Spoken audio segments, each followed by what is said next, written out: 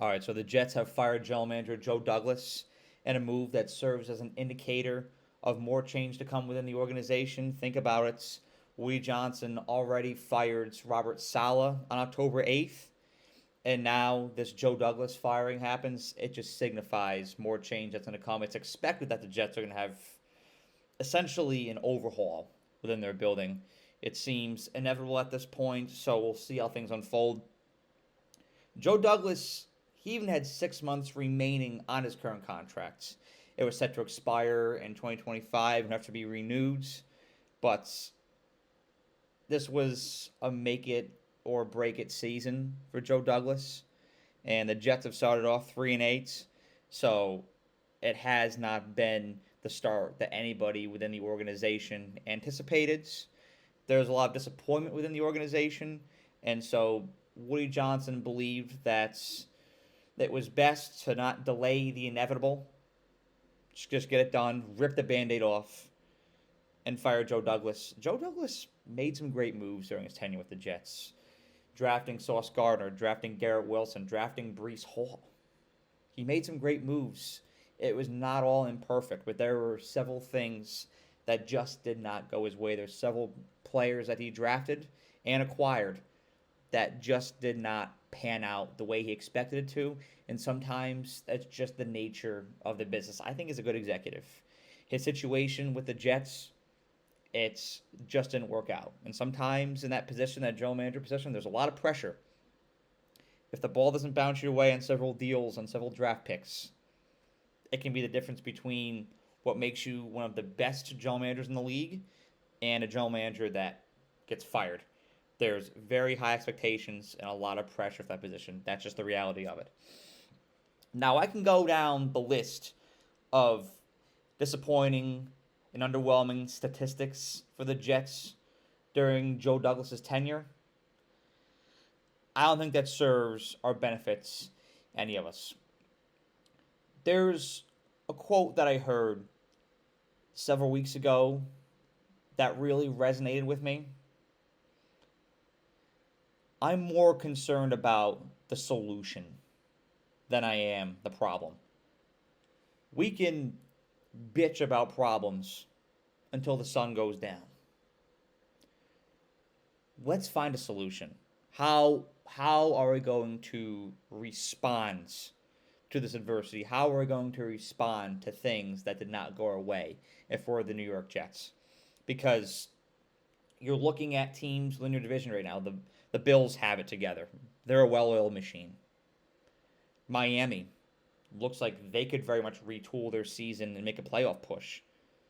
The Patriots, they're going to have a higher draft pick in next year's draft in 2025, but they know their identity. They know that they're a rebuilding team, and they may have a promising young quarterback in Drake May. The Jets, your current reality is you have a very wonky team. There's a lot of talented guys, but it's a weird mixture. I just don't think that there's a lot of synergy within that team. So, what's the solution? The Jets, they wanted to replicate the Buccaneers model that led them to a Super Bowl back in 2020 and 2021.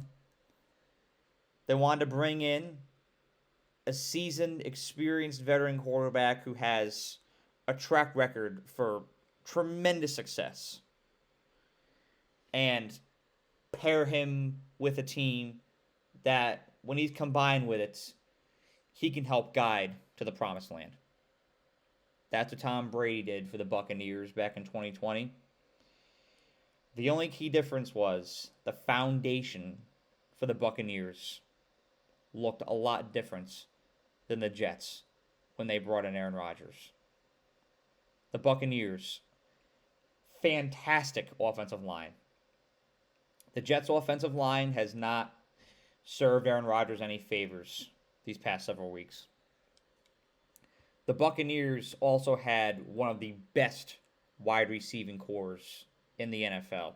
Chris Godwin, Mike Evans, Gronk, Antonio Brown for some time. The Jets have a really good receiving core, but it's not great like that Buccaneers receiving core. And if you're bringing in a 40-year-old quarterback, it needs to be elite because he's at the very end of his career. So if he wants to keep going and sustaining the same level of excellence that he's played to throughout the entirety of his career, at that point, once you enter your 40s, you need just more and more support. You need your line to be elite. You need your receivers to be elite. If you want that recipe to work, if you want that combination to work, bringing in a 40-year-old quarterback who does have a great track record, he needs more around him than when he was in his 20s and his 30s to make it work, regardless of how successful he's been. Another thing we have to address here. Both quarterbacks, Tom Brady and Aaron Rodgers, ultra competitors, very different individuals.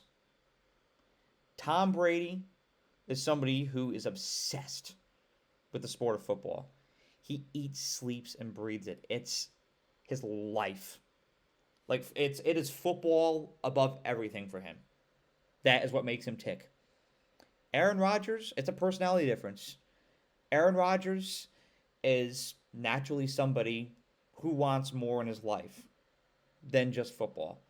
He wants to be more complex, more diversified, more things in his life. And that's perfectly fine. Some people want several different things in life. Some people are just completely obsessed with one craft. That is the way that Tom Brady is wired. Aaron Rodgers is wired differently. And you have to keep that in mind when you're bringing in a 40-year-old quarterback. How dialed in are they? How focused are they? How committed are they? Because that's why it worked for Tom Brady, was that he was completely dialed in. Aaron Rodgers, he just wants different things in his life. When you go back a couple of years, you've got the hosting Jeopardy thing. You've got the trip to Egypt back in June. He just wants different things out of life, and there's nothing wrong with that.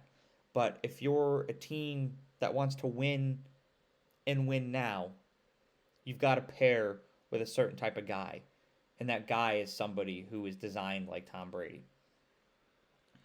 The strategy for the Jets, replicating the Bucs approach back in 2020, it didn't work because the ingredients were different. But how do you move forward if you're the Jets? Well, I'd say you've got to go back to square one and build this thing brick by brick.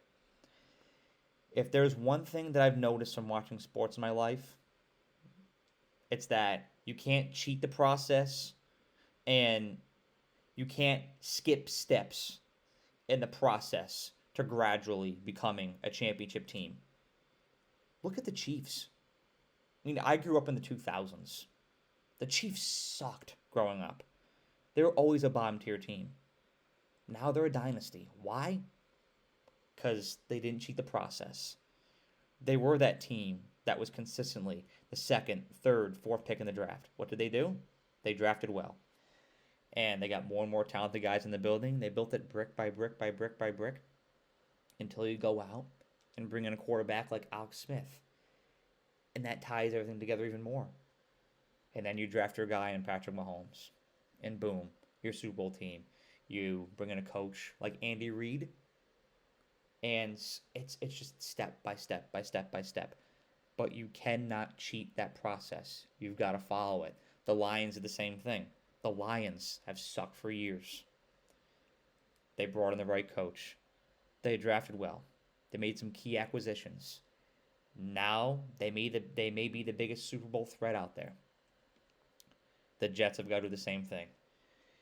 You've got to bring in a coach that encapsulates the city of New York, the state of New Jersey, the Northeast, your location.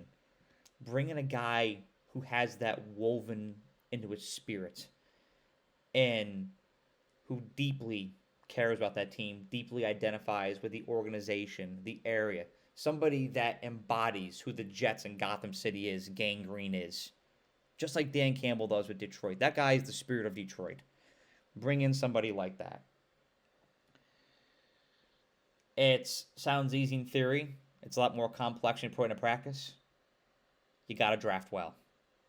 You got to bring guys that are going to fit that culture and build it brick by brick. And then make those key acquisitions, acquire guys, trade for guys that are going to make the organization better and fit with the guys you drafted, fits the culture that the coach you hire is trying to build, and be intentional about this. And it's going to take years. It's not going to happen overnight. It's something I've seen with the Jets almost for my entire life, is trying to speed ahead of that process. Bring in somebody like an Aaron Rodgers and have a win now mentality. It doesn't always work. You're skipping steps. Go back to square one and follow the recipe step by step. Because if you skip steps, when you take that cake out of the oven, it's going to be goopy. You follow it step by step, you're going to have a beautiful, golden, well-baked cake. It's hard. It's tough. It's challenging. You got to stay the course. But when it's done intentionally, you can build a super team. Just go look at Kansas City. And I know a lot of people have questions about Aaron Rodgers right now. He verbally came out and said he intends to come back in 2025. The Jets released a statement that may not be the case. They may want to move off. Fact of the matter is, the Jets can't do that right now. And they can't do it directly preceding the 2024 and 2025 season. Or else they'd have to pay $25.5 million to get rid of Aaron Rodgers. And that pretty much equates their salary cap for this offseason. So they can't do that because, you know, you're going to want to make transactions. So you can't spend that amount of money just to get rid of somebody.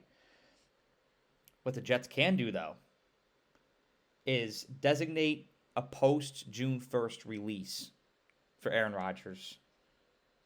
Facilitate a trade for him, and in that case, you save $9.5 million against the cap.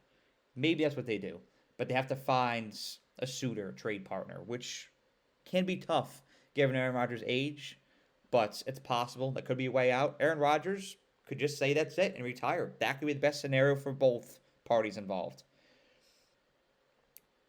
But the Jets cannot outright release or trade Rodgers right now. That's not an option. They're not going to pay $25.5 million. That's just ridiculous. So that's not going to happen. More focused on solution than problem. How do you move forward?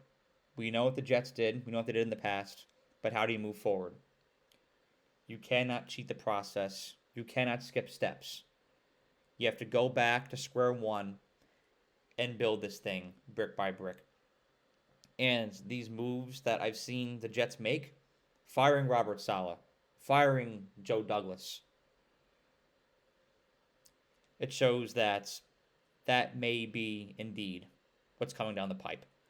But Jets fans, man, y'all have been through it. And you know what? From the bottom of my heart, I'm genuinely sorry. Because it's tough to have that sense of optimism and feel like things are going to turn around after so much heartbreak as a fan, and have such high expectations for last season. You have the Aaron Rodgers catastrophic injury. This season, you're 3-8, very disappointing. It's tough to go through it year in and year out. But you know what? Trust your organization, because if they follow this blueprint step by step, like the Lions did, like the Chiefs did, the Jets can very much make it to the promised land in due time. Trust that. Have a great day.